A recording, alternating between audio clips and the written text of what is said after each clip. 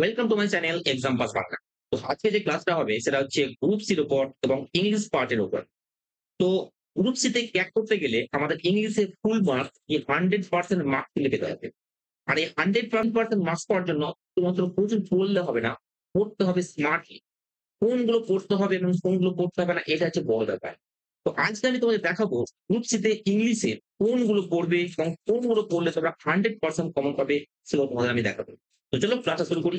আর হ্যাঁ, যদি তোমাদের পিডিএফ এর দরকার হয় তো আমি ডেসক্রিপশনে আমার WhatsApp লিংক যে গ্রুপ আছে আমার সেখানে লিংক দিয়ে দেবো। তোমরা সেই এড হয়ে যাবে এবং পিডিএফ পেয়ে যাবে ক্লাস। তো চলো ক্লাসটা শুরু করি। তো ১ম কোয়েশ্চেন কি বলছে দেখো। ১ম কোয়েশ্চেন দেখো আমি যে টপিক আমি টপিক অনুযায়ী ভাগ করে নিয়েছি। টপিক অনুযায়ী ভাগ করে নিয়েছি কি, কি টপিক থেকে কোয়েশ্চেন আসতে পারে। তো ফার্স্ট টপিক যেটা দিয়েছি ইরর। তো ইররের আবার অনেক পার্টস আছে দেখো যেটা জিরান, পার্টিসিপল, ইনফিনিটিভ একটা পার্টস। তো ২০১৭ সালে যে কোয়েশ্চেনটা এসেছিল, ২০১৭ সালে যে কোয়েশ্চেনটা এসেছিল সেটা এসেছিল জিরান এবং ইনফিনিটিভ জনিত ইরর। জিরান এবং ইনফিনিটিভ জনিত ইরর। তো তোমাদের ১ম এই জানতে হবে জিরান কি? তো জিরান যেটা হচ্ছে জিরান, জিরান হচ্ছে ভার্ব প্লাস আইএনজি। জিরান হচ্ছে ভার্ব প্লাস আইএনজি যেটা নাউন হিসাবে কাজ করবে। আর ইনফিনিটিভ যেটা হচ্ছে ইনফিনিটিভ কি? To plus verb. ইনফিনিটিভ হচ্ছে কি? To plus verb. তো দেখো জিরান্ড হচ্ছে ভার্ব প্লাস আইএনজি আর ইনফিনিটিভ হচ্ছে টু প্লাস ভার্ব। এটা আমি হালকা তোমাদের বললাম। এ ব্যাপারে আমি বিস্তারিত ক্লাস করাবো চলো কানেকশনে। সেখানে তোমরা পেয়ে যাবে। তো দেখো আজকে যে কোশ্চেনটা আছে সেটা কি বলছে? Another baffling change that I notice in him nowadays is that he avoids to speak to me. বলছে একটা অসম্ভব পরিবর্তন যেটা আমি দেখলাম তার মধ্যে এখন বা দেখছি যে সে আমাকে এভয়েড করছে কথা বলা থেকে। তো দেখো এখানে যে ভুলটা আছে সেটা হচ্ছে চিরান জনিত বা ইনফিনিটিভ জনিত। তো দেখো এখানে অ্যাভয়েডস টু স্পিক যে লাইনটা আছে এখানে টু প্লাস ভার্ব ব্যবহৃত হয়েছে, এটাকে বলা হয় ইনফিনিটিভ। কিন্তু মেইন ব্যাপার যেটা হচ্ছে কিছু, কিছু ওয়ার্ড আছে, কিছু ওয়ার্ড আছে যেমন হচ্ছে অ্যাভয়েড অ্যাভয়েড, তারপর হচ্ছে ফিনিশ, তারপরে কি আসছে ফিনিশ, তারপরে সাজেস্ট, তারপরে কি সাজেস্ট। এই সমস্ত যে ওয়ার্ড গুলো আছে এদের পরে কিন্তু কোনোদিন ইনফিনিটিভ বসে না, এদের পরে জিরান বসে।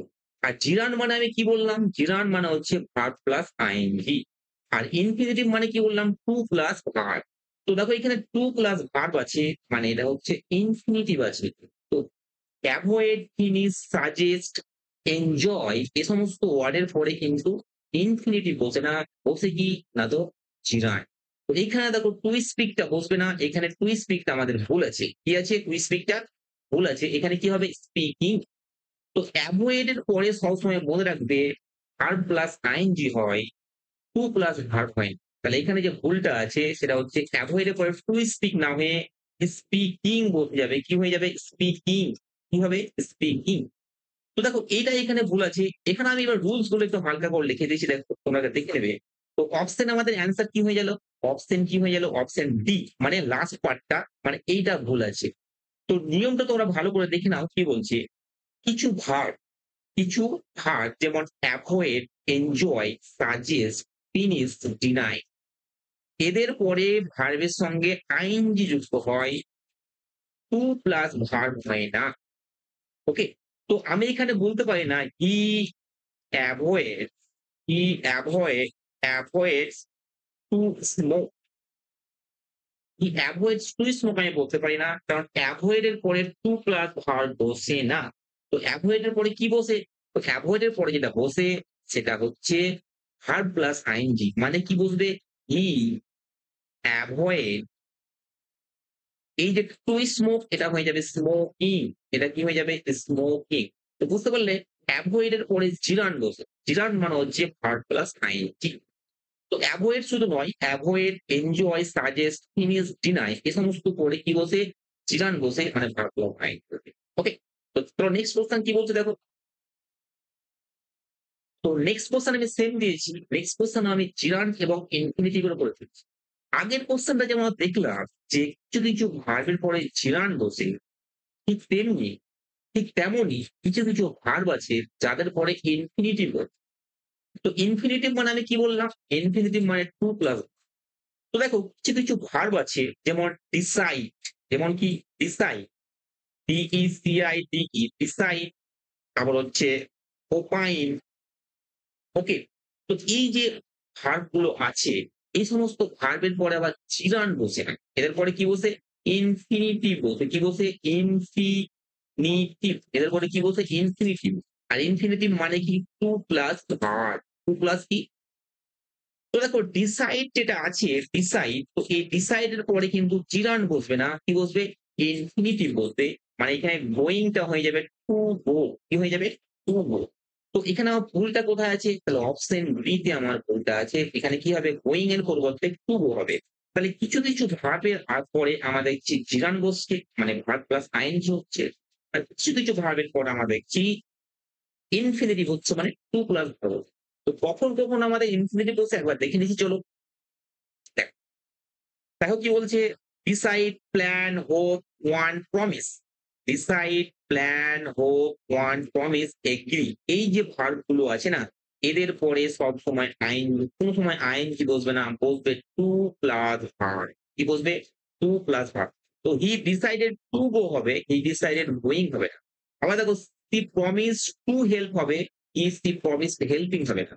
সি প্ল্যান টু ট্রাভেল হবে, সি প্ল্যান ট্রাভেলিং হবে না। তো জিরান আমাদের এরর কারেকশন একটা টপিক, মেইন টপিক। সেই টপিক থেকে আমি দুটো কোশ্চেন দিয়েছি। 2017 সালে যেটা হয়েছিল জিরান ইনফিনিটিভ, জিরান ইনফিনিটিভ থেকে আমি এটা দিয়েছি। আশা করি এই যে তোমরা দেখলে জিরান ইনফিনিটিভ থেকে মোটামুটি তোমরা কভার করে যাবে। ওকে? তো দেখো টপিক 1 তো আমার হলো। এবার দেখো আমি টপিক 2 কি দিয়েছি। টপিক 2, টপিক 2 দিয়েছি সেন্টেন্স বা ক্লজ। সেন্টেন্স বা ক্লজ থেকে কিন্তু কোশ্চেন গ্রুপ সি তে আসবে। গ্রুপ সি তে কিন্তু আসবে। দেখো কি বলছে? তো আমাদেরকে জানতে হবে সেন্টেন্স কয় প্রকার। কি করতে হবে? সেন্টেন্স কয় প্রকার। তো দেখো আমাদের সেন্টেন্স হচ্ছে ৩ প্রকার। একটা হচ্ছে সিম্পল সেন্টেন্স, একটা হচ্ছে কমপ্লেক্স সেন্টেন্স, আর একটা হচ্ছে কম্পাউন্ড সেন্টেন্স। একটা কম্পাউন্ড সেন্টেন্স। তো এখানে আমি অত ডিটেইলস এ বলা পারবো না। কারণ আমি সেন্টেন্স নিয়ে একটা যখন ক্লাস নিব, তখন কিন্তু আমি ডিটেইলস এ বলবো। তো আমি হালকা একটু তোমাদের বুঝিয়ে দিচ্ছি। দেখো সিম্পল সেন্টেন্স তখনই হয়, সিম্পল সেন্টেন্স তখনই হয় যখন তাতে একটা ক্লজ থাকে। কি থাকে? একটা স্বাধীন ক্লজ থাকে, তখন সেটা হয় সিম্পল। এবার ক্লজ কি? সেটা কিন্তু আলাদাভাবে বুঝতে হবে। কমপ্লেক্স সেন্টেন্স কখন হয়? কমপ্লেক্স সেন্টেন্স তখনই হয় যখন সেখানে দুটো ক্লজ থাকে, তার মধ্যে একটা স্বাধীন, একটা পরাধীন। ওকে? কি করে স্বাধীন পরাধীন আমি এই এক্সাম্পলটার মাধ্যমে দেখিয়ে দিচ্ছি। আর কম্পাউন্ড সেন্টেন্স কি? কম্পাউন্ড সেন্টেন্সে দুটো ক্লজ থাকে, কিন্তু দুটোই স্বাধীন ক্লজ, মানে ইন্ডিপেন্ডেন্ট।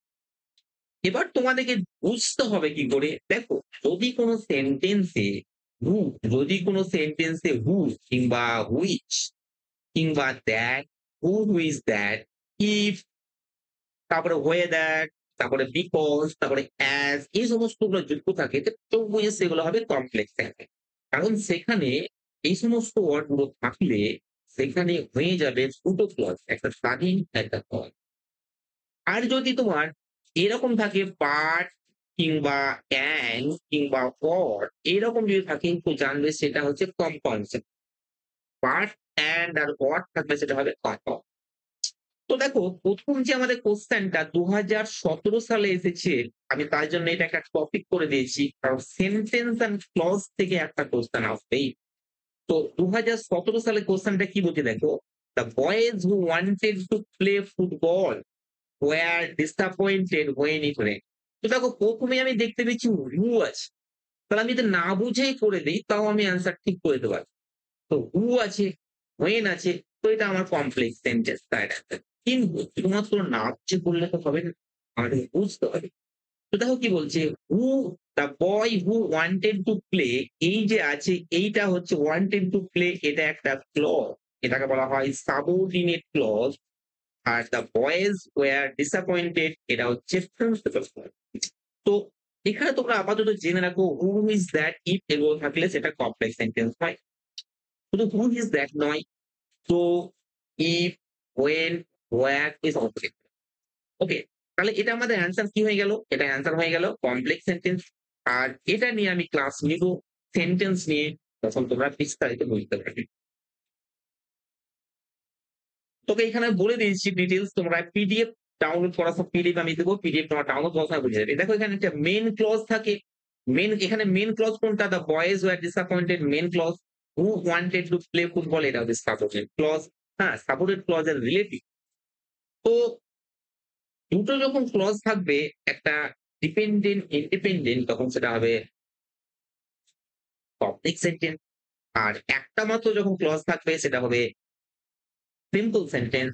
আর যখন দুটো ইন্ডিপেন্ডেন্ট, দুটো স্বাধীন ক্লজ থাকবে এবং সেটা এন্ড, বাট আর অর দিয়ে যুক্ত থাকবে, তখন সেটা কি হয়ে যাবে?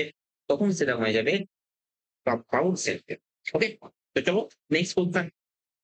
দেখো নেক্সট কোশ্চেন আমি দিয়েছি মানে টাইপ 2 তে। টাইপ 2 তে আমি নেক্সট কোশ্চেন কি দিয়েছি? I wanted to go shopping but my mother needed me at home. দেখো এইখানে দেখো কি আছে? বাট আছে। যখনই দেখবে বাট আছে কিংবা এন্ড আছে কিংবা অর আছে, চোখ বুজে সেটা হয়ে যাবে কম্পাউন্ড সেন্টেন্স। কিন্তু তোমাদের জানতে হবে যেন দুটো ক্লজই স্বাধীন হয়। এখানে দেখো I wanted to go shopping, আমি শপিং এ যেতে চেয়েছিলাম। মাই mother needed me at home, কিন্তু মা আমাকে বাইরে থাকতে চেয়েছিল। তাহলে এই যে দুটো ক্লজই কিন্তু সাবঅর্ডিনেট যেটা আছে প্রিন্সিপাল ক্লজ, দুটো ক্লজই স্বাধীন। আর যুক্ত আছে বাট দিয়ে। যখনই দেখো বাট এন্ড আর অর দিয়ে যুক্ত আছে, তখনই তোমরা জানবে সেটা হচ্ছে কম্পাউন্ড সেন্টেন্স। ওকে? তো এখানে দেখো কি বলছে? কম্পাউন্ড সেন্টেন্স দুটো ইন্ডিপেন্ডেন্ট ক্লজ, স্বাধীন clause. I wanted to go shopping একটা স্বাধীন clause. My mother needed at me, এটাও স্বাধীন ক্লজ। তো যুক্ত আছে কি? বাট দিয়ে, সুতরাং এটা কম্পাউন্ড সেন্টেন্স। ওকে? এবার দেখো টপিক 3। তাহলে দুটো টপিক আলোচনা করলাম। একটা হচ্ছে ইরর আর ২ নাম্বার হচ্ছে সেন্টেন্স বা ক্লজ। এবার দেখো টপিক 3, ২০১৭ সাল। আমি ২০১৭ সাল থেকে বেস করে এটা বলছি। ২০১৭ সাল থেকে বেস করে বলছি।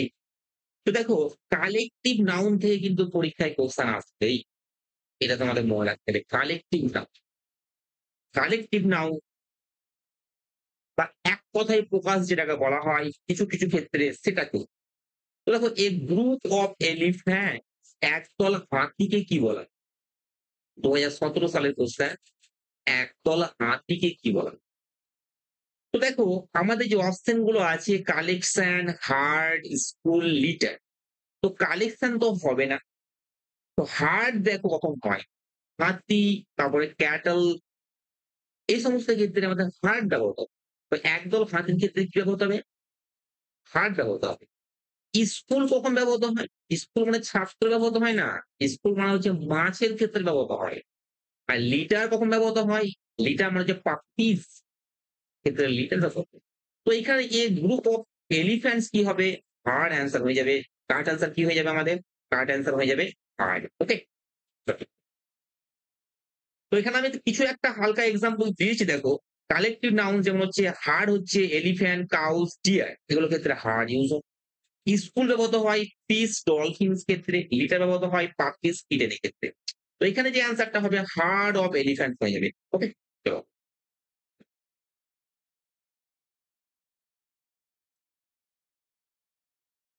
তারপর দেখো দ্বিতীয় কোশ্চেন, তারপরে দেখো ৬ নাম্বার কোশ্চেন যেটা দিয়েছি।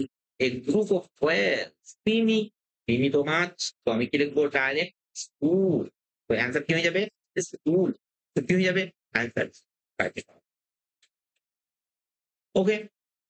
এবার দেখো টপিক 4, যেটা very important. Topic 4 subject verb agreement থেকে একটা কোশ্চেন কিন্তু আসবেই পরীক্ষায়। Subject verb agreement. Subject verb agreement নিয়ে আমার একটা ক্লাস দেওয়া আছে। বা সেখানে দেখলে ডিটেইলস এ বুঝতে পারবে কিভাবে সাবজেক্ট এগ্রিমেন্ট মানে কখন কি বলছে। ওকে? তো দেখো এখানে আমি এটা বুঝিয়ে দিচ্ছি। যে each of the boys, each of the boys have submitted their assignment to time.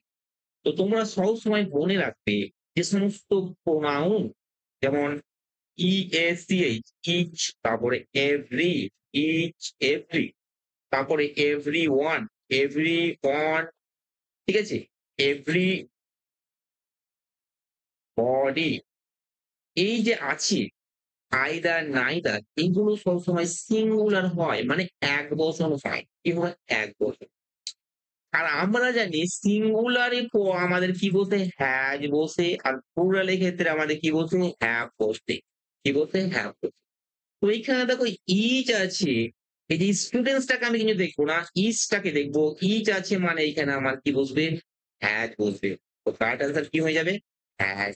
ওকে? তো এখানে হ্যাভ এর পরিবর্তে কি বসে যাবে? হ্যাজ। ওকে? তো এখানে দেখো লিখে দেওয়া হয়েছে এভরি এজ, সামবডি, নোবডি ইত্যাদির পরে কি সিঙ্গুলার ব্যবহৃত হয়, তাই এখানে আমার অ্যান্সার কি হয়ে যাবে? এক। ওকে? তারপরে দেখো কোয়েশ্চেন আরেকটা দিয়েছি সাবজেক্ট ভার্ব এগ্রিমেন্ট থেকে আরেকটা কোয়েশ্চেন দিয়েছি quality of products are very good.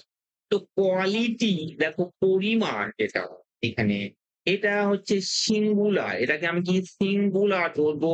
Abstract noun যেগুলো হবে সেগুলোকে আমি কি ধরবো? সিঙ্গুলার ধরবো। কোয়ালিটি মানে পরিমাণটাকে আমি কি ধরবো? সিঙ্গুলার ধরবো। তো প্রোডাক্টসটাকে ধরতে যাবো না। সিঙ্গুলার হলে আমার কি বসে? ইজ বসে। আর প্লুরাল হলে আমার কি বসে? প্লুরাল হলে বসে আর। তো এখানে কোয়ালিটি সিঙ্গুলার, তাহলে এখানে আর হবে না। এখানে অ্যান্সার হয়ে যাবে কি? অপশন বি মানে কি। তো সাবজেক্ট দেখো এখানে কোয়ালিটি সিঙ্গুলার, প্রোডাক্টস প্লুরাল ঠিকই আছে, কিন্তু ভার্ব এখানে কি হবে? সিঙ্গুলার। কোয়ালিটি অফ, তাহলে ইজ হবে অ্যান্সার, রাইট অ্যান্সার। টপিক 5 মানে প্রিপোজিশন। পরীক্ষায় প্রিপোজিশন আসে না এমন কোন এক্সাম নাই, এগুলো ইংলিশ বেসড কোশ্চেন হয়। তো দেখো ২০১৭ সালের একটা কোশ্চেন আগে তুলে নিয়েছি। What is the time dash your watch? তো দেখো ড্যাশ ইউর ওয়াচ, যখন ইওর বা যারই ওয়াচ হোক, এখানে ফ্রেজ একটা বাই বসে, কি বসে? বাই। তো এখানে what is time by your watch হবে, কারেক্ট অ্যান্সার কি হয়ে যাবে? Option B. ওকে? তারপর দেখো ১০ number question, the cat jump dash table silently. তো দেখো যখন jump, J U M P E T, jump যখন কোন নিচে আসবে তখন ইনটু হবে, আর যখন কোন উপরে যাবে তখন অন টু হবে। যখন উপরে লাফাবে তখন কি হবে? Onto. তাহলে এখানে কি হবে আমার? Onto. যখন নিচে হবে তখন ইন। উপরে ঝাঁপিয়ে যায় into. The cat jump into the pond. কিন্তু ক্যাট এখানে টেবিলের উপরে ঝাঁপাচ্ছে, তাহলে কি হবে? Onto the table. তাহলে অ্যান্সার কি হয়ে যাবে? Option C. তো এখানে দেখে নাও 1 2 মানে মুভিং টু এ সারফেস মানে উপরে ওঠা। আর শুধু 1 যদি বসতো, যদি মুভমেন্ট না বোঝাতো, এখানে মুভমেন্ট আছে বলে 1 2 বসতো। ওকে? তারপর দেখো টপিক 6, এখানে দেখো ২০১৭ সালে টপিক 6 কি এসেছে? না তো ফাংশনাল ইংলিশ মানে কোন ধরনের সেন্টেন্স, কোন ধরনের সেন্টেন্স মানে সেন্টেন্স কমপ্লেক্স সিম্পল নয়। মানে সেন্টেন্সটা কি নির্দেশ করছে, সেটা কোনো অ্যাডভাইস না সাজেশন না রিকোয়েস্ট না কোয়েরি, এইগুলো থেকে কোশ্চেন কিন্তু একটা আসবে। তো দেখো কোশ্চেনটা কি ছিল? Would you mind moving the car? তোমরা সব সময় মনে রাখবে যদি উড ইউ তারপরে মাইন্ড থাকে, তারপরে যে ভার্ব থাকবে তার সঙ্গে আইন যুক্ত হয়ে যাবে। আর এটা হবে রিকোয়েস্ট, এটা হবে কি? রিকোয়েস্ট। কি হয়ে যাবে? রিকোয়েস্ট। তো বলছে would you mind moving the car? আপনি কি গাড়িটা একটু সরাবেন? তার মানে এখানে একটা অনুরোধ প্রকাশ পাচ্ছে। মানে এখানে আমার অ্যান্সার কি হয়ে যাবে? Polite request. তো would you mind plus verb plus ING, যেটা আমি আগেই বললাম, সেখানে পোলাইট রিকোয়েস্ট করে। Would you mind closing the window? Okay? তো দেখো question 12, why not you join the music club? তো আরেকটা আমি সেম টাইপের কোশ্চেন দিয়েছি, কেন তুমি মিউজিক ক্লাবে জয়েন করো? তো এখানে কি হবে? অ্যাডভাইস না সাজেশন না পোলাইট রিকোয়েস্ট না কোয়েরি?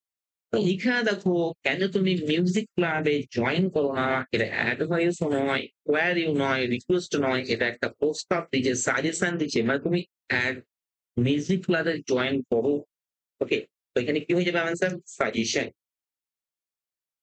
তো why do not plus verb তোমার সাজেশন হয়ে যায়, এটা একটা রুলস মনে রাখবে। টপিক 7 দেখো, টপিক 7 থেকে কি দিয়েছি আমি? অ্যান্টোনিম এবং সিনোনিম কি দিয়েছি? অ্যান্টোনিম এবং সিনোনিম।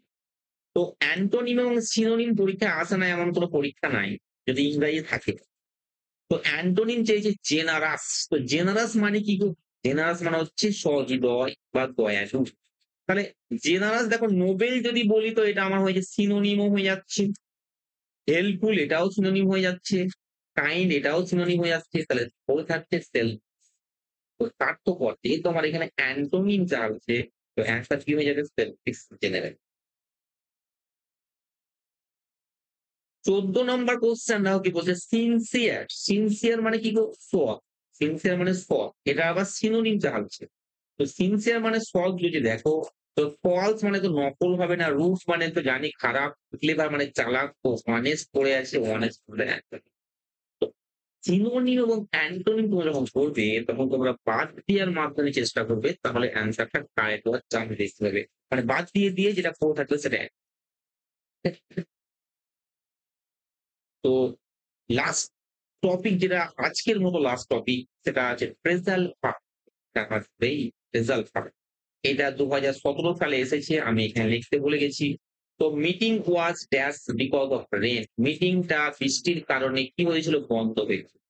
তো এখানে যে গুরুত্বভাবগুলো আছে দেখো, পুট আউট। পুট আউট মানে কি? এক্সটিংগুইশ। এক্সটিংগুইশ। এক্সটিংগুইশ মানে কি? নিভে দেওয়া। পুট অফ মানে হচ্ছে কি? বন্ধ হয়ে যাওয়া। মানে কি? তাহলে এখানে কি হবে? পুট অফ মানে বন্ধ হয়ে যাওয়া। ঠিক আছে?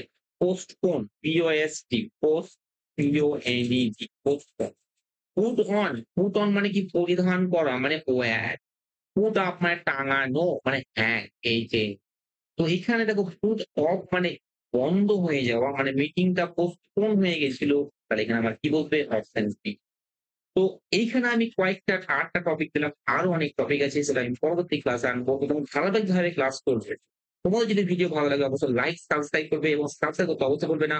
আর তোমরা যদি পিডিএফ পেতে চাও তাহলে আমি গ্রুপে আমার WhatsApp গ্রুপের লিংক দিয়ে দেবো। যে ডেসক্রিপশনে তোমরা এড হয়ে যাবে। ওকে? Thank you.